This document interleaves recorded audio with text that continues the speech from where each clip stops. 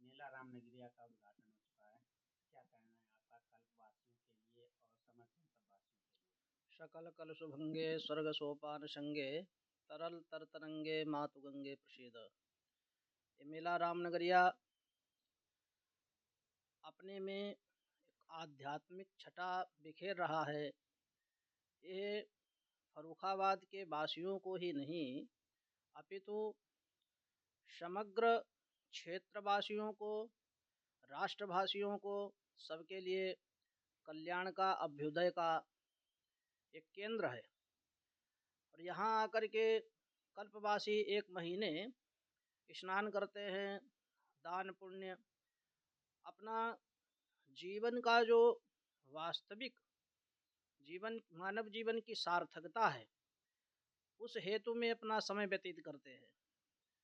देखा जाए तो मानव जीवन की सार्थकता एकमात्र आध्यात्मिकता में है, शांति की प्राप्ति में है। मुनिवर जतन करहि जेहि लागी, भूपराज तज होहि विरागी। यहाँ आकर के गंगा के तट पर कठोर तपश्चर्या कल्पवासियों को करनी चाहिए और अपने अनुसार करते भी हैं। निश्चित ही यह मेला रामनगरिया यहाँ आकर के जो श्रद्धालु जन, हमारी तो एक प्रार्थना है सभी कल्पवासियों से कि गंगा स्नान करें, खूब जप तप नियम संयम से अपने कल्पवास का निर्वाह करें। उसके साथ साथ एक विचार अवश्य करें, गंगा के किनारे किसी भी प्रकार का प्रदूषण नहीं होना चाहिए। गंगा में किसी प्रकार की गंदगी नहीं डालना चाहिए। जिस प्रकार से हम लोग प्रायः हम लोगों से गलती होती है, जैसे दोना पत्तल गिलास, कुछ लोग पान पुड़िया खा करके थूकते हैं गंगा के किनारे। ऐसी गलतियां न करें, क्योंकि यदि हम ऐसी गलतियां करते हैं तो निश्चित ही हम यहाँ जो पुण्य कमाने आए हैं वो पुण्य नहीं होगा, बल्कि हमारे द्वारा पाप होगा। हमारे धर्म ग्रंथों में ऐसा लिखा है, अन्य क्षेत्रे कृतं पापम तीर्थ क्षेत्र विनश्यति, तीर्थ क्षेत्र कृतं पापम वज्रलेपो न संशयः। और कहीं किया हुआ पाप गंगा के किनारे तीर्थों में नष्ट हो जाता है, लेकिन गंगा के किनारे किया हुआ पाप वज्र के सदृश हो जाता है, जो कभी नष्ट नहीं होता है। महाराज जी, जैसा कि आपने कहा कि गंगा को स्वच्छ रखें, साफ सफाई रखें और गंगा को दूषित ना करें, तो एक प्रश्न और आ गया महाराज जी। हमारे सनातन धर्म में जो भी हवन की सामग्री है, हवन होने के बाद या खंडित मूर्तियां या कैलेंडर, ऐसी तमाम सामग्रियां हैं जो लोगों की मान्यता है कि गंगा जी में प्रवाहित करने से वो सही जगह पर पहुंच जाती हैं। तो ऐसे में जो तमाम मूर्तियां खंडित हो जाती हैं, वो लोग यहाँ पर गंगा जी के किनारे रख जाते हैं, उनके लिए क्या संदेश है महाराज? कुछ तो ऐसे विषय हैं जो कि उन क्रियाओं को करना अनिवार्य है। जैसे कुछ छोटी छोटी क्रियाएं चली आ रही हैं प्राचीन, जो कि ऐसा लगता है कि ये बहुत छोटी हैं। हम लोग प्रायः सनातन धर्मी गंगा में सिक्के डालते हैं। जी। अब होता क्या है कि पहले एक परंपरा थी कि पहले जो सिक्के चलते थे वो तांबे के चलते थे। जी। तांबे के सिक्के इसलिए डालते थे, एक तो श्रद्धा, दूसरे तांबा पानी के संसर्ग में आने से पानी शुद्ध होता है। गंगा जी में जो हम लोग पैसे चढ़ाते हैं उसके पीछे एक यही रीजन है। अब आज के समय में पैसे जो है सिक्के वो लोहे के चलने लगे हैं, तो लोहे से तो पानी साफ होने वाला जी नहीं है, बिल्कुल। जो किसी प्रकार का प्रदूषण।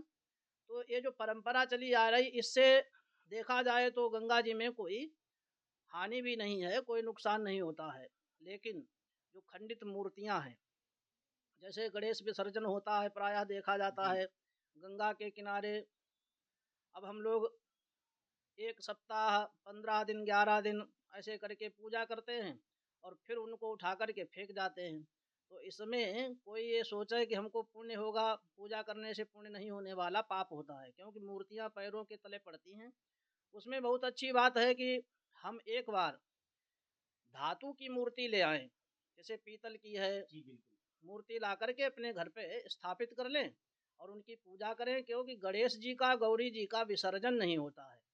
अब हिंदुस्तान भेड़िया भेड़िया दसान एक दूसरे की देखा देखी जो है करने लगे लोग, गणेश गौरी का हम विसर्जन कर देंगे तो मंगल के देवी देवता हैं, घर से हम मंगल को निकाल रहे हैं, तो हम विसर्जन न करें, ये परंपरा जो है शास्त्र सम्मत नहीं है। और जो गंगा के किनारे धूप सामग्री आदि है, तो इसको बहुत अच्छा रहेगा कि गंगा के किनारे आकर के गड्ढा करें, गड्ढा करके उसमें जो है दबा दें, ये ज़्यादा ठीक है। महाराज जी, फर्रुखाबाद का नाम जो है वो पांचाल नगर की बार बार मांग उठ रही है, क्या कहना है आपका? हाँ, ये मांग उठ रही है और उठना भी चाहिए। यदि देखा जाए तो ऐतिहासिक भूमि है फर्रुखाबाद की, यहाँ ऐसे ऐसे स्थल हैं सनातन धर्म के जो कि प्रत्यक्ष में गवाह हैं कि यह भूमि सनातन की भूमि, यह भूमि एक तरीके से देखा जाए तो हिंदुओं की भूमि, यद्यपि समग्र भारत भारत का कोना कोना तीर्थ है। और यहाँ फर्रुखाबाद का जो नाम है हमें भी लेने में संकोच होता है, नहीं होना चाहिए। इसका नाम जल्द से जल्द बदला जाए, नाम परिवर्तन करके, जिस प्रकार से हमारे यहाँ पास में ही काम्पिल्य, जहाँ द्रौपदी जी की प्राकट्य वेदी है, ये पांडवों की विचरण भूमि है। यहाँ पर पांडेश्वर नाथ, गुड़गांव देवी जो गुरु द्रोणाचार्य ने देवी जी की स्थापना की, इधर नीम करोली धाम, शंकिसा बौद्ध स्थल, तो ऐसे जो होना ये चाहिए कि फर्रुखाबाद का नाम जल्द से जल्द बदले, यहाँ की जनता के लिए एक कलंक, फर्रुखाबाद रूपी कलंक हट जाए।